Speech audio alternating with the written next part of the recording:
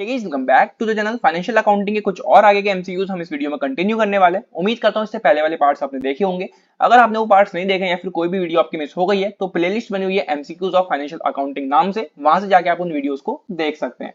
बात करते हैं इस वीडियो के सबसे पहले क्वेश्चन की। क्वेश्चन नंबर 1 है gap stands for, GAAP stands for, इसकी फुल फॉर्म पूछ रहे हैं बेसिकली हमसे ये। Generally accepted accounting principles, generally accounted accountancy procedures, generally accounted accountancy principles या फिर none of the above। Here option A is correct, generally accepted accounting principles। Important question है, काफी सारे पेपर्स में मैं इसको देख चुका हूं तो थोड़ा सा इंपॉर्टेंट है, इसको ध्यान में आप रखना। Right, generally accepted accounting principles. आगे बढ़ते हैं। Appearance of contingent liabilities as a footnote in the balance sheet is based on which of the following accounting principles. तो जो अपीयरेंस है कंटिंजेंट लायबिलिटीज का, अब ये कंटिंजेंट लायबिलिटीज वो लायबिलिटीज होती हैं जिनका हमें कंफर्म है कि ये फ्यूचर में होंगी। ठीक है, मतलब कि फ्यूचर में हमें लॉस होगा, वो लॉस पहले से कंफर्म है, तो उसको हम बोलते हैं कंटिंजेंट लायबिलिटीज। तो ये as a footnote balance sheet में अपीयर होते हैं और ये किस अकाउंटिंग प्रिंसिपल के अंतर्गत आते हैं? Convention of conservatism, convention of disclosure, convention of consistency या फिर cost concept. Here option B is correct, convention of disclosure. Right, जब हमारी जो ऑर्गेनाइजेशन है वो बंद होने वाली होती है तो उसी प्रिंसिपल के अंतर्गत ये वाली चीज हमारी आती है, बैलेंस शीट में अपीयर होती है। राइट, आगे बढ़ते हैं। If building is shown at its market price rather than at it cost of purchase, which of the following accounting principle is violated. ये कह रहे हैं कि अगर एक बिल्डिंग जो है, ठीक है, जो हमने बिल्डिंग खरीदी है वो मार्केट प्राइस पर शो हो रही है, ना कि उस प्राइस पे जिस पर हमने उसको खरीदा है। ठीक है, तो यहाँ पर कौन सा अकाउंटिंग प्रिंसिपल वायोलेट हो जाता है या फिर कौन सा कॉन्सेप्ट यहाँ पर कह सकते हैं यूज नहीं हुआ है? ठीक है, cost concept, convention of conservatism, convention of consistency या फिर money measurement concept. Here option A is correct, cost concept. Cost concept हमारा कहता है कि जो भी चीज हमने खरीदी है वो रिकॉर्ड करी जाएगी उसी कॉस्ट पे जो हमने खरीदी है, मतलब जितने में हमने परचेज किया है वही कॉस्ट वहां पर लिखी जाएगी। पर यहाँ पर क्या हुआ, जो बिल्डिंग की एंट्री हुई वो उसके मार्केट प्राइस पर हो गई, ठीक है, ना कि उसके उस कॉस्ट पर जो उसमें हमने उसको परचेज किया है। तो यहाँ पर जो हमारा अकाउंटिंग प्रिंसिपल वायलेट हो जाता है वो होता है कॉस्ट कॉन्सेप्ट। आगे बढ़ते हैं। Accounting standards are mandatory for, जो अकाउंटिंग स्टैंडर्ड्स होते हैं वो मैंडेटरी या फिर कह सकते हैं इंपॉर्टेंट होते हैं किसके लिए? सोल ट्रेडर के लिए, फर्म्स के लिए, कंपनीज के लिए या फिर none of the above. Here option C is correct, companies. ठीक है, तो अकाउंटिंग स्टैंडर्ड जो है मैंडेटरी होते हैं कंपनीज के लिए। राइट, अकाउंटिंग स्टैंडर्ड AS1 का मतलब है accounting standard 1 is based on, जो अकाउंटिंग स्टैंडर्ड 1 है वो बेस्ड होता है किस पे? पहले आप थोड़ा सा ये समझो कि अकाउंटिंग स्टैंडर्ड्स होते क्या हैं। तो अकाउंटिंग स्टैंडर्ड बेसिकली हम कह सकते हैं कुछ रूल्स होते हैं या फिर कुछ गाइडलाइंस होती हैं जो हमें बताती हैं कि एक बिजनेस के अंदर जो भी ट्रांजैक्शंस हो रही हैं उनको कैसे हम रिकॉग्नाइज कर सकते हैं, जो इवेंट्स हैं उनको हम कैसे रिकॉग्नाइज कर सकते हैं, कैसे मेजर कर सकते हैं, कैसे प्रेजेंट कर सकते हैं, और जो भी फाइनेंशियल स्टेटमेंट्स हैं उनको कैसे डिस्क्लोज कर सकते हैं।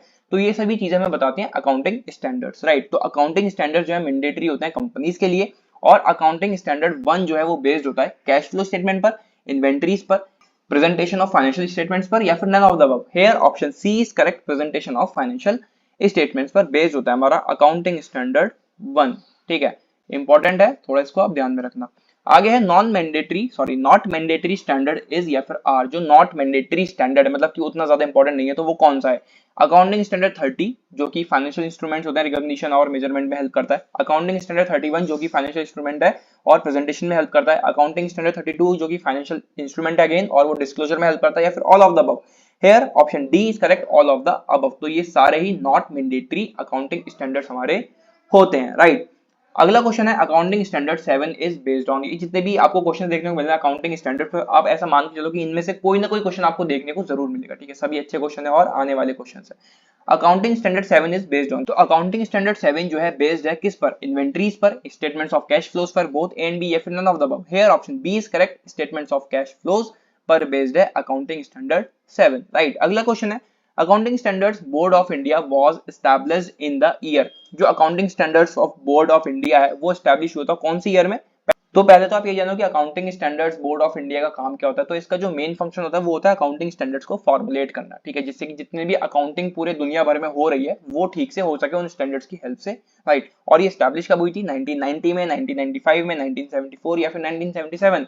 Hair option D is correct, 1977 में एस्टैब्लिश हुई थी accounting standards board of India. इसको हम शॉर्ट फॉर्म में कह सकते हैं ASB। ठीक है, तो अगर आपसे क्वेश्चन में ASB कह दिया जाए तो उसमें आप कंफ्यूज नहीं होगे, क्योंकि आपको पता है accounting standards board of India ASB की फुल फॉर्म होती है, और जो कि एस्टैब्लिश हुआ है 1977 में, और उसका फंक्शन क्या है? To formulate accounting standards. Right, 3-4 question एक ही क्वेश्चन से बन सकते हैं। मैंने आपको सारी चीज समझा दी। अकाउंटिंग स्टैंडर्ड कब एस्टैब्लिश हुआ? 1977 में। शॉर्ट फॉर्म है ASB, फुल फॉर्म है accounting standards board of India. वो वाली फुल फॉर्म भी आपसे पूछ सकते हैं। ठीक है, और इसका मेन फंक्शन आपको वो भी पता है। राइट, तो आगे बढ़ते हैं, how many accounting standards are there in India 2020। Accounting standards कितने थे इस इंडिया में, ये बात कर रहे हैं।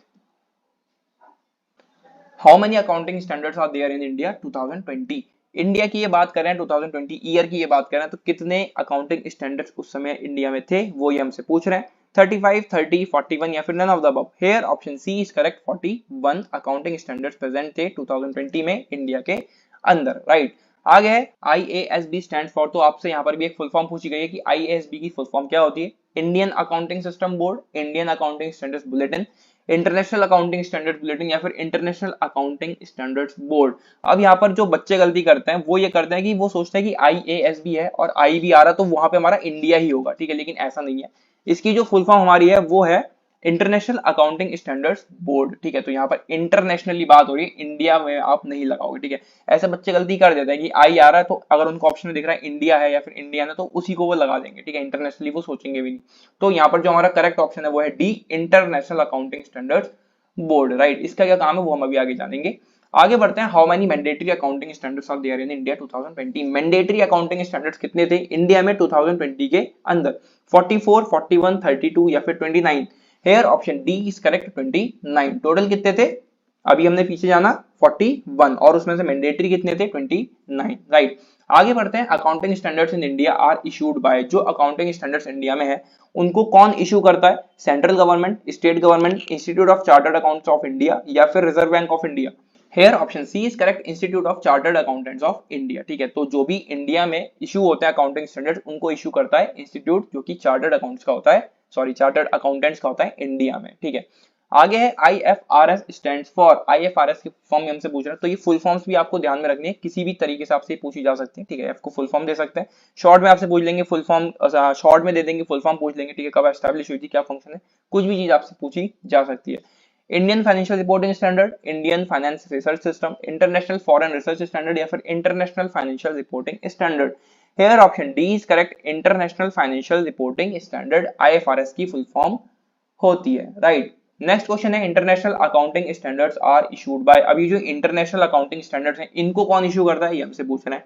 International accounting standard board IASB, IFRS interpretation committee, international accounting standards committee IASC या फिर none of the above. Here option C is correct, international accounting standards committee, ठीक है। तो जो हमारे इंटरनेशनल अकाउंटिंग स्टैंडर्ड्स हैं इनको जो इशू करता है वो है IASC यानी कि इंटरनेशनल अकाउंटिंग स्टैंडर्ड्स कमिटी, और इंडिया वाले जो हैं अकाउंटिंग स्टैंडर्ड उनको कौन इशू करता है, institute of chartered accountants of India. ये सभी आने वाले क्वेश्चन है और बहुत इंपॉर्टेंट क्वेश्चन को अच्छे से दिमाग में बैठा लेना, ठीक है। आगे है, अकाउंटिंग स्टैंडर्ड्स ब्रिंग यूनिफॉर्मिटी इन, जो अकाउंटिंग स्टैंडर्ड्स हैं वो यूनिफॉर्मिटी देते हैं, ठीक है, किस चीज में, फाइनेंशियल स्टेटमेंट्स में, अकाउंटिंग प्रिंसिपल्स में, बुक्स ऑफ अकाउंट्स में या फिर ऑल ऑफ द अबव।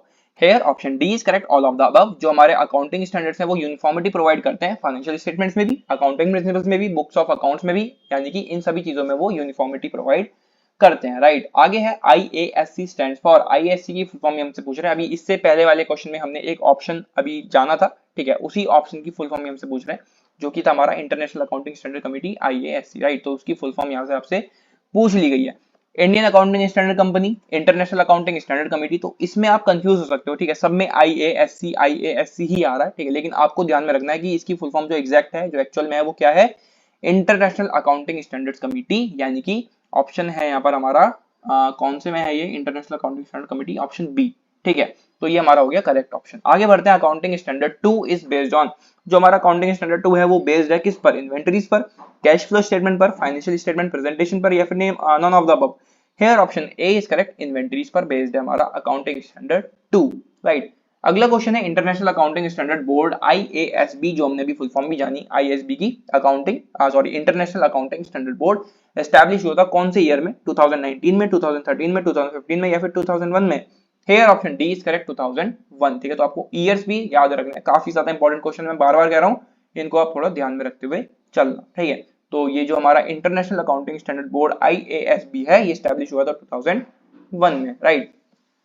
आगे हैं, ICAI was established under which of the following act, जो हमारा ICAI है, पहले तो आप ये बताओ कि ICAI है क्या। अगर आपने पीछे वाले क्वेश्चन अच्छे से पढ़े होंगे, देखा होगा उनको अच्छे से, तो आप इसकी फुल फॉर्म बता पाओगे, क्योंकि इससे पहले हमने फुल फॉर्म ही जानी थी, शॉर्ट फॉर्म हमें नहीं पता थी, ठीक है। तो ICAI की फुल फॉर्म अगर आपको याद आ गई तो बहुत अच्छी बात है, अगर नहीं आई है तो मैं बता देता हूँ, इसकी फुल फॉर्म है institute of chartered accountants of India, ठीक है, ये इशू करते हैं अकाउंटिंग स्टैंडर्ड्स को इंडिया में, ठीक है। तो ये उसकी फुल फॉर्म हो गई। तो किस एक्ट के अंदर ये एस्टैब्लिश होता है वो ही हमसे पूछ रहे हैं। Company act 2013, partnership act 1930, chartered accountant act 1949 या फिर all of the above. Here option C is correct, chartered accountant act 1949, जैसे कि इसकी फुल फॉर्म है institute of chartered accountants of India, उसी तरीके से यहाँ पर इसका ऑप्शन भी निकल के आता है। जिस एक्ट के अंदर ये एस्टैब्लिश हुआ है तो वह भी है चार्टर्ड अकाउंटेंट्स एक्ट 1949, तो इससे आप ध्यान में इसको रख सकते हो। आगे है presently how many international accounting standards are enforced. तो अभी ये प्रेजेंटली हमसे पूछ रहा है कि जो कितने इंटरनेशनल अकाउंटिंग स्टैंडर्ड्स हैं जो कि एनफोर्स हो रखे हैं, 16, 17, 23 या फिर none of the above. Here option D is correct, none of these. इनमें से कोई भी ऑप्शन सही नहीं है, क्योंकि जो एनफोर्स्ड है प्रेजेंटली इंटरनेशनल अकाउंटिंग स्टैंडर्ड्स वो 16 भी नहीं है, 17 भी नहीं है, 23 भी नहीं है, इसलिए हम कह सकते हैं नन ऑफ द अबव। लेकिन वो एक्चुअल में जो है वो कितने हैं, 27। तो अगर आपको ऑप्शन में 27 मिल जाए तो आप वहां पर नन ऑफ द अबव ना लगा के 27 लगा सकते हो, ठीक है। आगे बढ़ते हैं फाइनेंशियल इंस्ट्रूमेंट्स। अब ये पूछ रहे हैं कि फाइनेंशियल इंस्ट्रूमेंट इनमें से कौन कौन से हैं। IFRS 8, IFRS 10, IFRS 6 या फिर IFRS 9। Here option C is correct, IFRS 6। IFRS की फुल फॉर्म हमारी हो गई इंटरनेशनल फाइनेंशियल रिपोर्टिंग स्टैंडर्ड, तो ये हमारा IFRS 6 है जो कि एक फाइनेंशियल इंस्ट्रूमेंट है। इस तरह क्वेश्चन बहुत कम पूछे जाते हैं, पर फिर भी आपको थोड़ा सा पता होना चाहिए। आगे बढ़ते हैं लीजेस। अभी पूछ रहे हैं लीजेस क्या है, IFRS 4, IFRS 16, IFRS 19 या फिर IFRS 2। Here option B is correct, IFRS 16, यानी कि इंटरनेशनल फाइनेंशियल रिपोर्टिंग स्टैंडर्ड 16, जो कि हमारा लीज है। और लीज हमारा होता है एग्रीमेंट दो लोगों के बीच में। मान लो एक प्रॉपर्टी ओनर है और एक वो पर्सन जो उसको खरीदना चाह रहा है, उस प्रॉपर्टी को खरीदना चाह रहा है, तो वो एग्रीमेंट उन दोनों के बीच में होगा, क्योंकि जो एक दूसरा पर्सन है जो खरीदना चाहता है वो उसके एसेट्स को यूज करना चाहता है, ठीक है। तो IFRS 16 एक लीज है, राइट, और लीज मैंने आपको बता दिया एक एग्रीमेंट दो लोगों के बीच में, ठीक है। तो ये थे कुछ और आगे के एमसीक्यूज फाइनेंशियल अकाउंटिंग के। इसी तरह से आगे के एमसीक्यूज हम आने वाली वीडियोस में कवर करेंगे। फिर से कह रहा हूं, अगर आपने इससे पहले वाले पार्ट्स नहीं देखे हैं तो आप उनको जाके जरूर देखें, प्लेलिस्ट बनी हुई है एमसीक्यूज ऑफ फाइनेंशियल अकाउंटिंग के नाम से। वो सारे क्वेश्चंस आपकी बहुत ज्यादा हेल्प कर सकते हैं, ठीक है। और उस प्लेलिस्ट टैब में जाके आपको वो प्लेलिस्ट भी मिल जाएगी और वहां से जाके आप उन सारी वीडियोस को देख सकते हैं। तो इस वीडियो में बस इतना ही। इसी तरह से आगे के एमसीक्यूज हम आने वाली वीडियोस में तो इस वीडियो में बस इतना ही। इसी तरह से आगे के एमसीक्यूज हम आने वाली वीडियोस में कवर करेंगे। आने वाली वीडियोस के लिए चैनल को सब्सक्राइब करें। मिलते हैं अगली वीडियो में। Till then take care and bye bye and all the very best for your exam.